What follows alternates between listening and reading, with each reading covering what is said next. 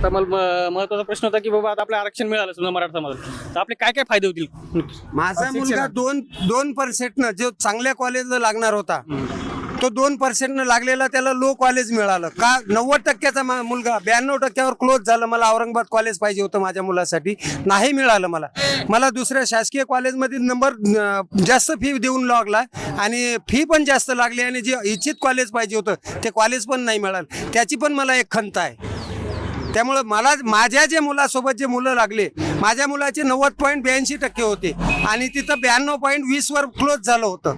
एवढ्या 2% प्रकरणात मला जे नुकसान झालं माझ्या मुलाचं, एक तर मला फी पण जास्त भरावं लागली आणि चांगलं इच्छित कॉलेज मिळालं असतं आणि पैसा पण कमी लागला असता. एक मिनिट दादा, शेतीतून खर्च करून मी माझे दोन्ही मुलं आणि घर संसार धकवून त्यांना शिक्षण करतो. मला माहिती आहे परिस्थिती, किती परिस्थितीनुसार मी चालतोय ते.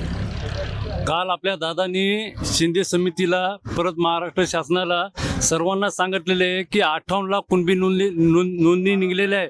त्या आधारे तुम्ही हैदराबाद ग्रॅज्युएट, सातारा ग्रॅज्युएट याच्या आधारे तुम्ही सरसकट अडचण येत असेल तर पोट जात म्हणून मराठा आणि कुणबी हे एक आहे, हे तुम्ही ताबडतोब आम्हाला आरक्षण देण्यात विलंब न लावता तुम्ही काहीतरी निर्णय देण्यात यावेत. आता मला महत्वाचा